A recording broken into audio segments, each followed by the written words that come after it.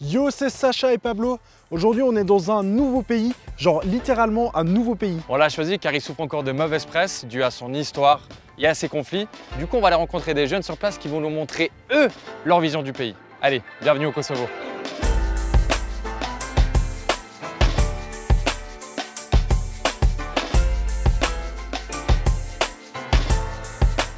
On parle de nouveau pays car le Kosovo a proclamé son indépendance de la Serbie en 2008 suite à un long conflit à la fin des années 90 et une période sous administration de l'ONU. Aujourd'hui, le pays est composé à 98% d'Albanais et son indépendance est encore contestée par une partie de la communauté internationale.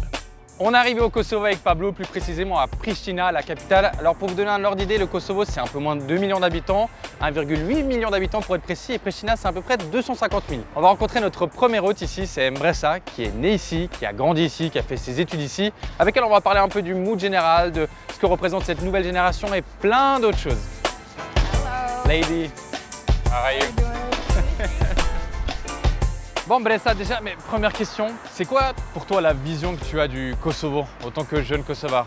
I think that for 20 years after the war, we have really done a lot of progress. Past times, it was more of a patriarch thing going on, and we're fighting it. Yeah. So the thing that I would really like to change is our mentality. Just become more like accepting of different ideas and opinions and sexual orientation, and yeah. J'aimerais en apprendre un petit peu plus sur toi. Toi, t'es né ici au Kosovo? Yes. Où ça? Ferizaj. I stayed in Ferizaj until like 2 years ago. So I've been studying here. Yeah. In Pristina at a private university, and I was working at a call center until now. Yeah. But I quit because it was consuming a lot of my time. So I was more focused on something else, which is also my passion. Et c'est quoi ta passion? Music, singing. Music! Yeah. Tu penses que tu peux nous montrer un petit peu ce que tu fais? Yeah, actually I can show you here, but I think the better idea is if we can actually go to the studio and hang out. Ok. Yeah.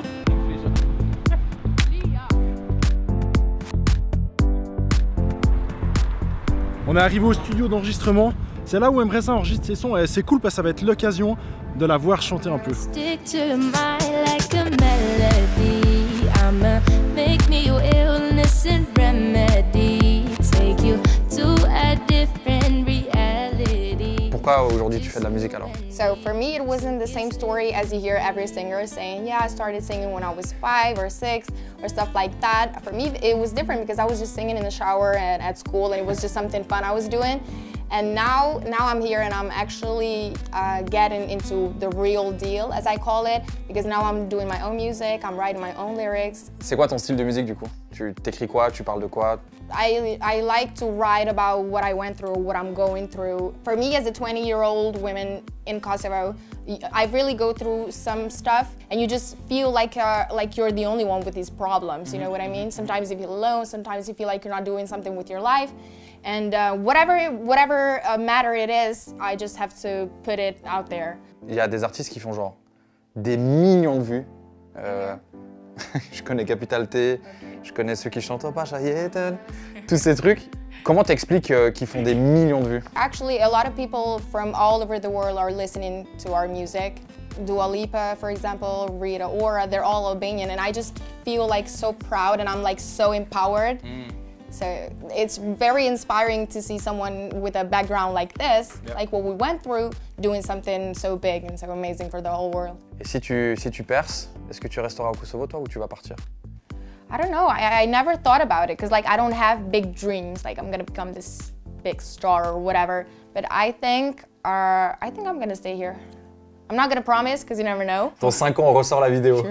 I'ma stick to my like a melody. I'ma make you your illness and remedy. Take you to a different reality.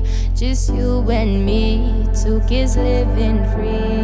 I'ma stick to my like a melody. I'ma make me your illness and remedy. Take you to a different reality.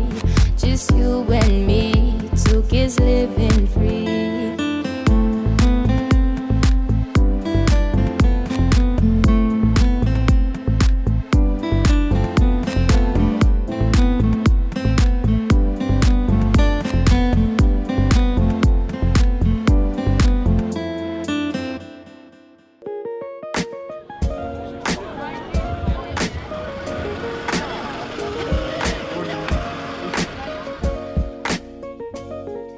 Comment est-ce que tu pourrais résumer le fait de sortir ici au Kosovo? I think it's pretty fun. Just like I said, people drink a lot. They like to drink a lot. I like to drink as well. Quand on parle de boîte de nuit, quand on parle de sortie, on parle forcément genre de drague. Comment ça se passe ici un peu la relation entre hommes et femmes? I feel like for my generation, there is a new wave, a new era, because us women right now, women of my age, they're really trying to be independent. They're trying to study, work, have their own place, you know, just become very empowered. And I feel we've done a lot of progress when it comes to this.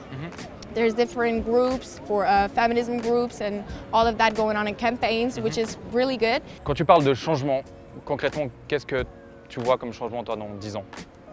I think, like for us women, it's very important to be part of everything that's going on in society. And I'm talking about politics, sports, and all of that. Most importantly, we're going to have a voice so we can speak and we can say what we think, we can say our opinion openly and not get judged maybe.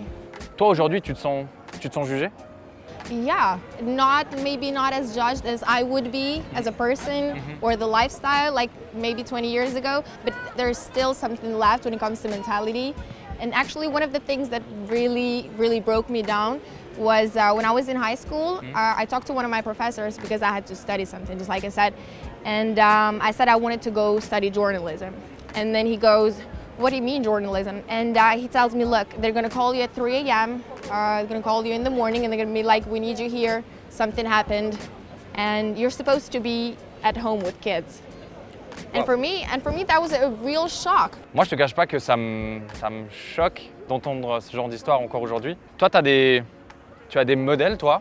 Yeah, and I just recently thought about it because once you're 20, you're like trying to figure your life out.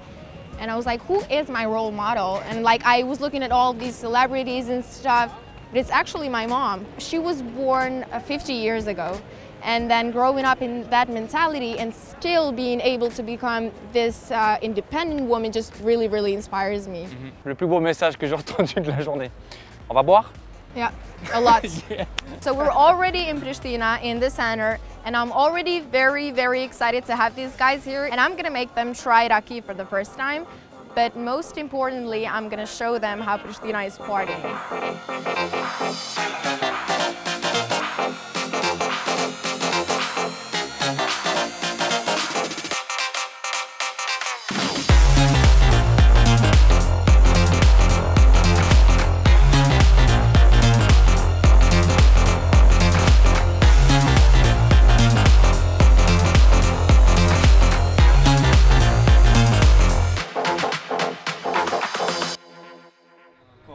Yeah.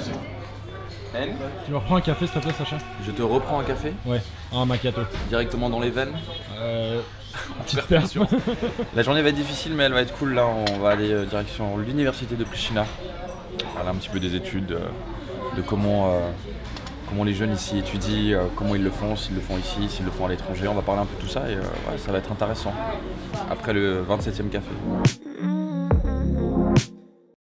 Le campus de l'université se trouve juste à côté de la Librairie nationale, un bâtiment connu pour son architecture plutôt originale. Ici c'est les vacances et du coup on va en profiter pour le visiter et continuer la discussion. Ok Mbresa, ici on est devant la Bibliothèque nationale du Kosovo à Pristina. Est-ce que tout le monde étudie ici au Kosovo? I feel like for us, like as young people, we just kind of feel pressured to go straight to university after we finish high school. And it's because our parents think that we're actually very lucky to have this opportunity to study because back then it was really hard for women especially to study. Les Kosovars, ils étudient ici ou ils étudient à l'étranger? Comment ça se passe? More study here. I think it's because not a lot of people have this opportunity to study outside. It's because we have the visa problem. Quand tu dis le problème de visa, c'est quelque chose qu'on a beaucoup entendu depuis qu'on est là, mais on n'en a jamais vraiment parlé. C'est quoi au final le problème avec le visa ici? Having a Kosovo passport doesn't really allow you to get out of the country unless you get a visa because we're not, let's say, we're not part of Europe. So that's the main problem. Et donc, toi, tu as voyagé où par exemple? T'es allé où toi? Dans quel pays? Albania, Montenegro, Macedonia, that's it. Et ça te frustre? T'aimerais bien genre Yeah, for sure. Genre, t'as déjà pris l'avion? No, never. Never? Never. And actually, if you apply for a visa, it's gonna take at least 6 months or maybe a year to actually get it. Ok.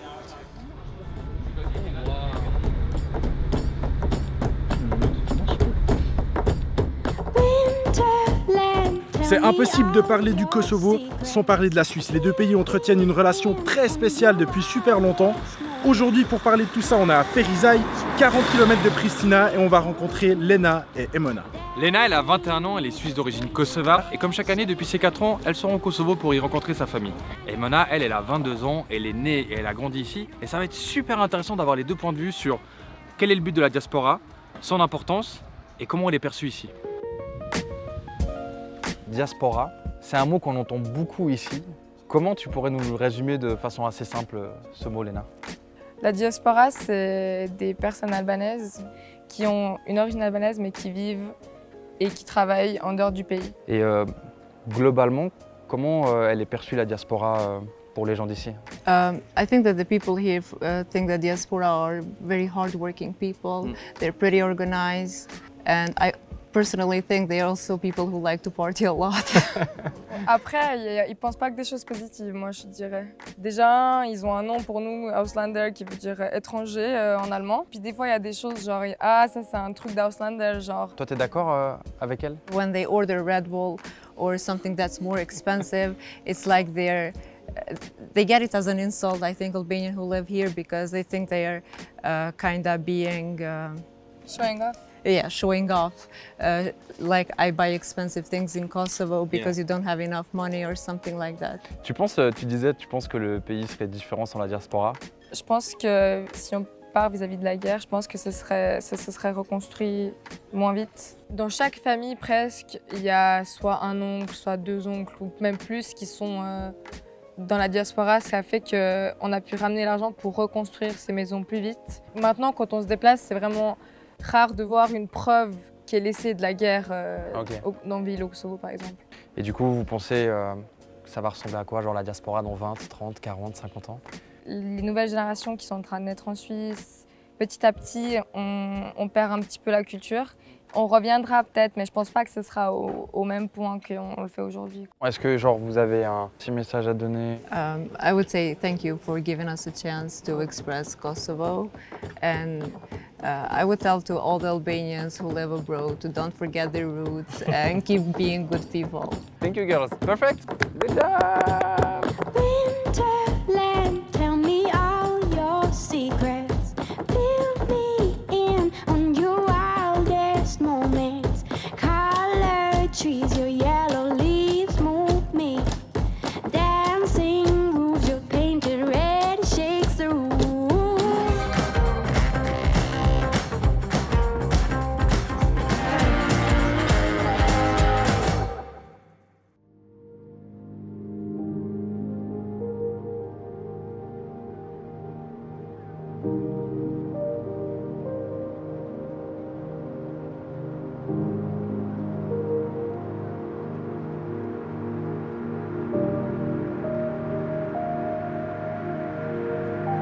Pourquoi c'était si important de venir ici, Bressa? Qu'est-ce qui s'est passé dans cette école? This school was burned in the peak of the conflict. We're talking about April 1999. C'est quoi l'histoire de ce lieu? Back in the year 1991, Albanian students were expelled from schools. So this was actually a house that a family built for themselves, and they gave it up so they can use it as a school.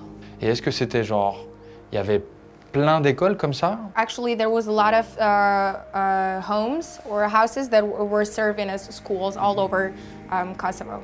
Qu'est-ce que ça te fait, toi, d'être ici aujourd'hui?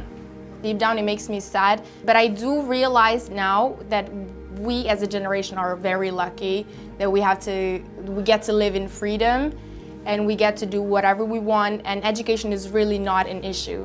Et est-ce que c'est un sujet dont tu parles beaucoup avec tes amis ou avec ta famille? We don't really talk about it. It's maybe because we don't want to be reminded of what happened, or maybe it's because we are the new generation.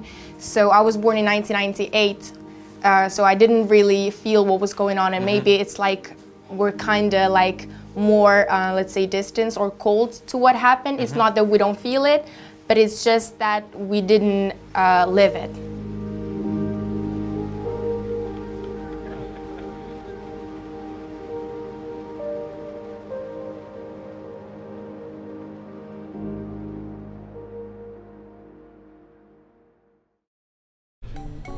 Putain.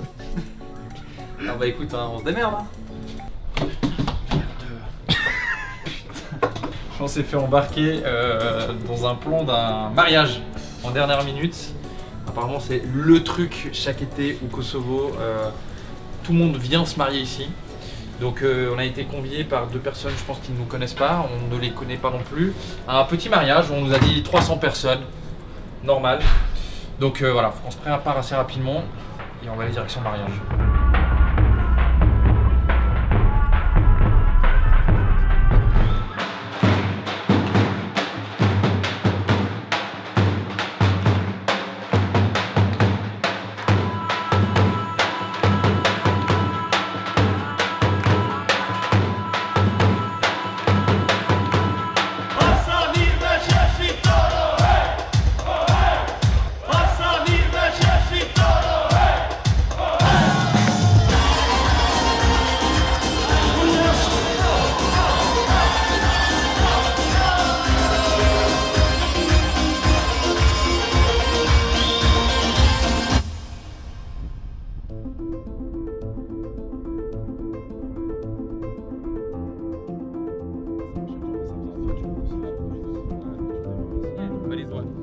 On arrive à la fin de ce séjour au Kosovo, c'est le moment de débriefer.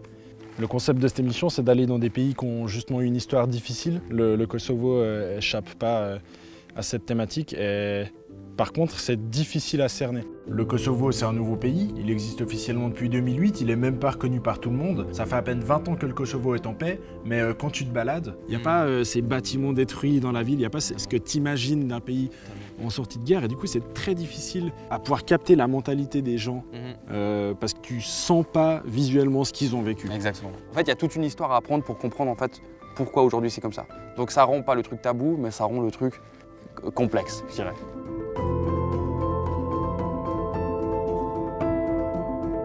Souvent on dit un peu ce truc, ouais tu verras la culture, l'accueil et tout machin. Mec, que ce soit le mariage, que ce soit le nightlife, les bars, la musique qui est là tout le temps, je veux dire, j'ai l'impression que c'est vraiment un truc qui rythme le pays, tu vois. Je pense que ce côté très festif, ça va aussi bien avec un autre aspect qui était le côté très démonstratif, très show-off des gens ici. Bah aussi, quand tu parles de mentalité des gens, au final, je trouve que sur ces 4 jours, on a très peu entendu le mot kosovar. C'est un nouveau pays, je veux dire, la première génération de kosovars, de nés-kosovars, ont 10 ans aujourd'hui, tu vois. Donc forcément que je pense que c'est normal et puis ça va prendre du temps. Peut-être je me réjouis de revenir peut-être dans 30 ans et de découvrir une vraie culture kosovare avec des inspirations albanaises.